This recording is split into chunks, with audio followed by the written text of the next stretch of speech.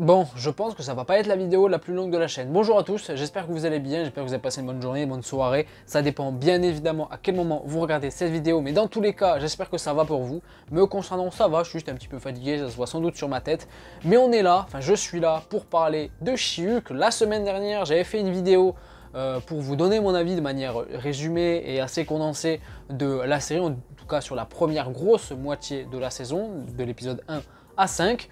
Je vous avais dit que je détestais pas la série, j'aimais bien même la série, je passais de bons moments devant les épisodes, mais c'était pas non plus incroyable et il y avait quelques défauts. Et est-ce que cet épisode 6 a changé la donne? On va voir ça.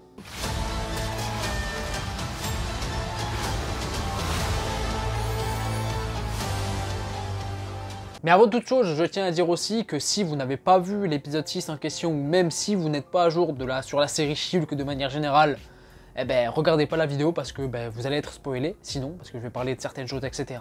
Donc si vous ne voulez pas être spoilé de cette série She-Hulk, regardez pas la vidéo, allez voir les épisodes et puis revenez plus tard. Et si vous n'êtes pas à jour sur la série mais que vous vous en foutez d'être spoilé, bon voilà, vous êtes les bienvenus, vous pouvez rester là. She-Hulk épisode 6, qu'est-ce que j'en pense? Alors déjà, la semaine dernière, on était resté sur un épisode 5 qui nous teasait à la fin l'introduction, le retour, je sais pas comment on peut appeler ça véritablement. Ah non, mais non, parce qu'il était de retour dans No Way Home. Donc du coup, c'est une apparition, tout simplement, d'un fameux personnage qu'on apprécie tous, le diable de Hell's Kitchen, qui est bien loin de Hell's Kitchen d'ailleurs, parce que Hell's Kitchen c'est à New York et là on se retrouve à Los Angeles. Mais en tout cas, on était laissé sur le petit teasing de l'apparition de Daredevil avec son casque, voilà, chez le confectionneur de costumes dédié aux super-héros à Los Angeles, qui a confectionné du coup des tenues à She-Hulk. On était resté sur ça, et est-ce qu'on a la suite de ça dans cet épisode 6? Eh ben non, voilà, un petit peu, c'est la marque de fabrique, j'ai envie de dire, de la série, c'est le format, sans doute, qui veut ça, puisque on réembraye d'entrée de jeu sur autre chose, voilà, sur une autre histoire.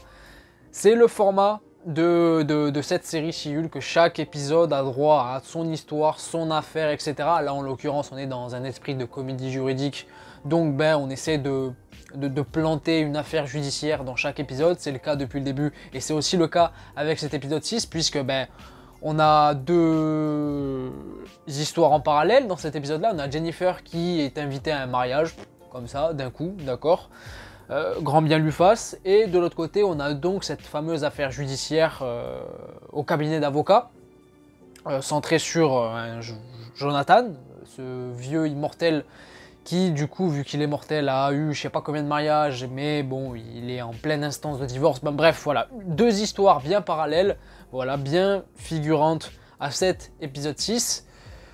Bref, globalement, qu'est-ce que je pense de cet épisode 6? Écoutez, un petit peu comme tout le reste de la série, pour l'instant, enfin depuis l'épisode 2, c'est-à-dire que j'ai pas passé un mauvais moment devant cet épisode, voilà, j'ai bien aimé l'ambiance, ce qu'il dégageait, etc. Est-ce qu'il servait à quelque chose? Si on enlève les 2 dernières minutes de cet épisode-là, pas vraiment, puisque comme je vous l'ai dit, voilà, on a d'un côté un mariage, d'un côté une affaire judiciaire. Le mariage va peut-être un petit peu plus nous intéresser, puisque on a Jennifer qui est reconfrontée à Titania, etc. Ils s'affrontent même, d'ailleurs, Titania qui se fait bolosser toute seule puisqu'elle glisse sur un bout de verre et bam, elle se mange la tête contre le sol. Une blague Looney Tunes, je pense que ça aurait mérité mieux. Bref, en tout cas, on a affaire à une Jennifer dans cet épisode-là qui, comment dire, commence, j'ai l'impression, enfin ça fait depuis quelques épisodes, mais celui-là d'autant plus, qui commence petit à petit à accepter sa facette She-Hulk, tout simplement. Elle commence à apprécier à être She-Hulk, etc. Surtout, en l'occurrence, pour le mariage. On voit que elle commence à prendre aussi confiance en elle, du moins confiance en Jennifer Walters, enfin en son côté Jennifer Walters, parce que on a un homme qui s'intéresse à Jennifer Walters et pas à She-Hulk, etc. Est-ce qu'il est là principalement pour Jennifer Walters ou est-ce qu'il n'est pas là pour autre chose, ce monsieur, et qui est lié à la fin de l'épisode? J'en sais rien, mais en tout cas voilà, c'était grosso modo l'enjeu qu'il y avait autour de ce mariage. Après bon voilà, il y avait des blagues, etc. Mais bon, comme toute la série, j'ai envie de vous dire, on est dans l'esprit assez provocateur, désinvolte, méta aussi, très méta. C'est une série qui est très méta. Je crois que je ne l'ai pas dit dans ma vidéo précédente où je parle de la série, où je donnais mon avis de manière générale. J'ai pas dit, je crois que c'était une série très méta, et c'est le cas, en tout cas. Est-ce que c'est le cas dans cet épisode-là? J'en sais rien, mais en tout cas, voilà.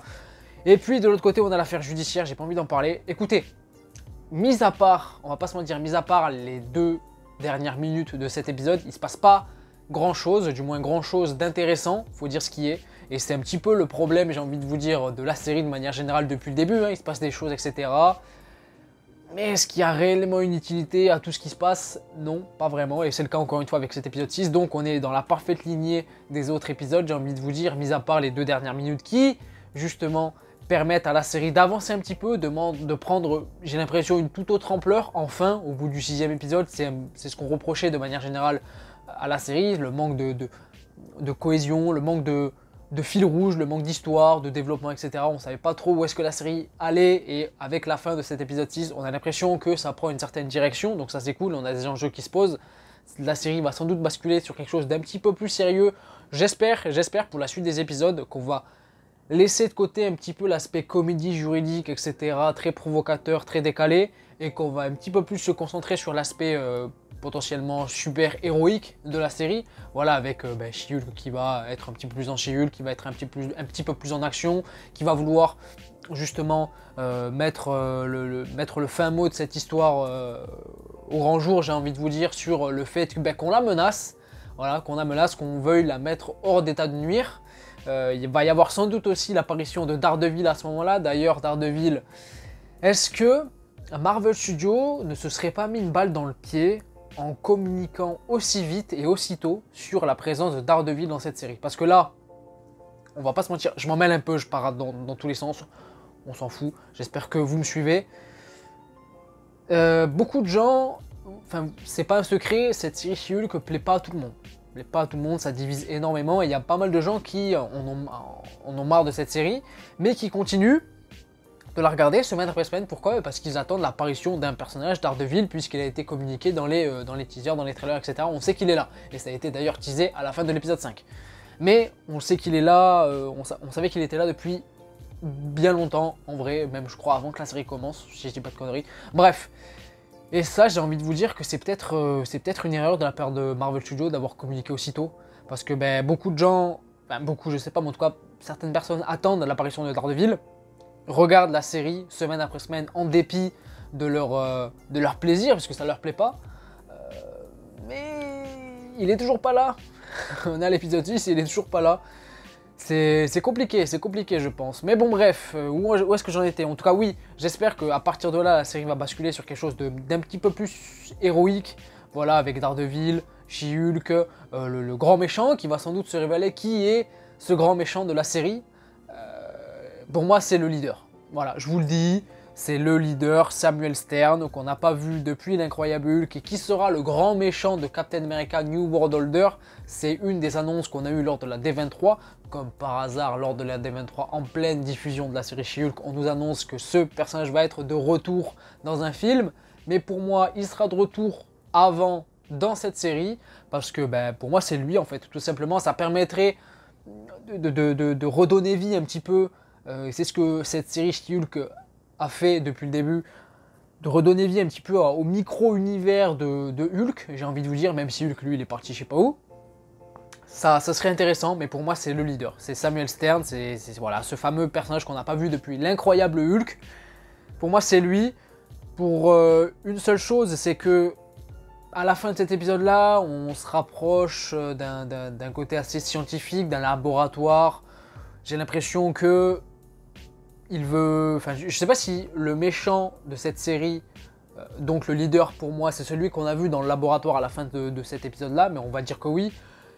Il veut veut prélever le sang de She-Hulk, j'ai l'impression. D'ailleurs, le sang de She-Hulk est précieux, hein, c'est ce que nous avait dit Bruce dans le premier épisode, et il s'en est même servi d'ailleurs lui-même pour guérir son bras, le bras qui avait été endommagé suite à son claquement de doigts dans Endgame.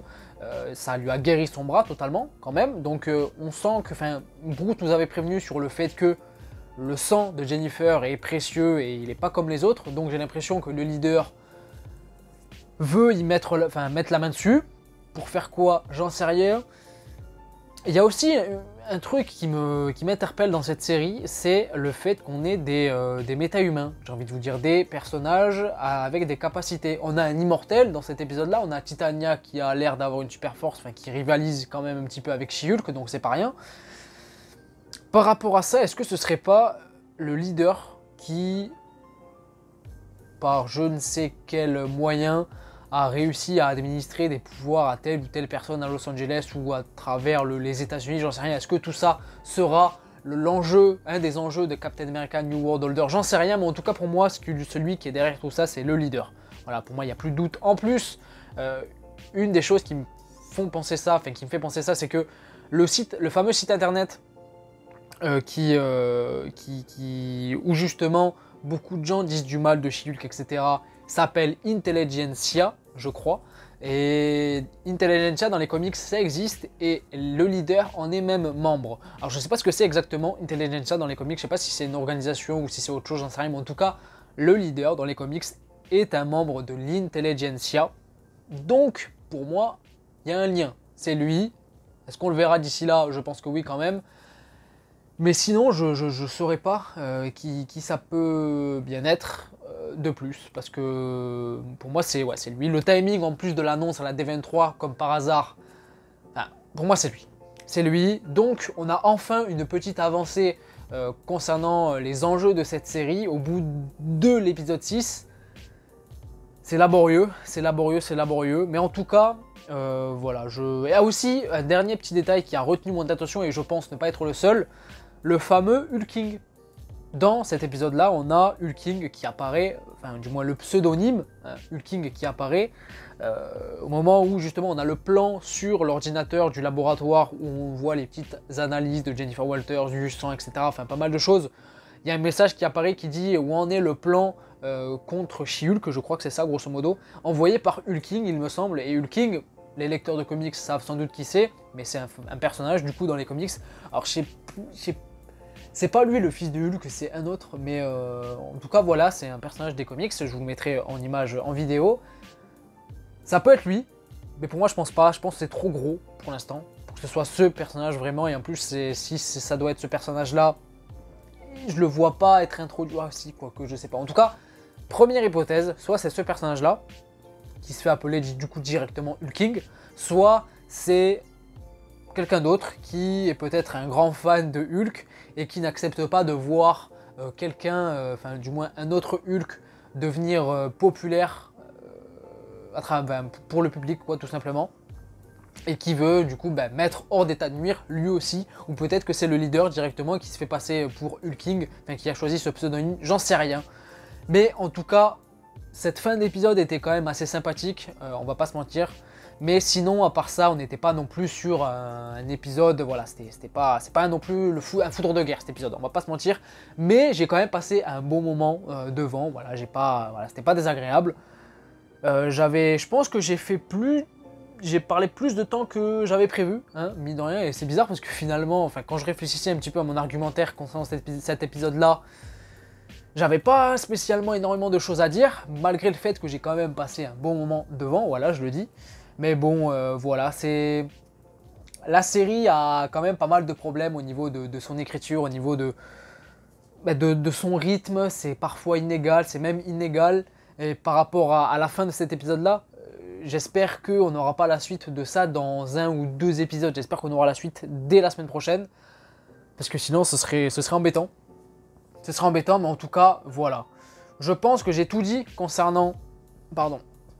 Mon avis sur cet épisode 6, en bref, je pense que j'ai peut-être oublié quelques trucs, mais bon, voilà, comme d'hab, hein, j'oublie des trucs, mais en tout cas, l'essentiel est là, je pense. Encore une fois, j'ai pas spécialement détesté cet épisode, je l'ai pas spécialement trouvé bien non plus, j'ai juste passé un bon moment avec cette petite séquence de fin qui était quand même intéressante et qui va, je l'espère, permettre à la série de rentrer dans une toute autre envergure dès la semaine prochaine. Merci à tous d'avoir regardé la vidéo, n'hésitez pas à me dire en commentaire ce que vous avez pensé de cet épisode-là, hein, est-ce que vous l'avez apprécié, etc. Faites-moi part de vos théories aussi hein, pour la suite de cette série. Et puis n'hésitez pas à mettre un petit pouce bleu si la vidéo vous a plu, ça m'aiderait énormément, et surtout à vous abonner si ce n'est pas déjà fait, ça me ferait extrêmement plaisir. Je vous fais des gros bisous, je vous dis à la prochaine, faites attention à vous. Ciao ciao.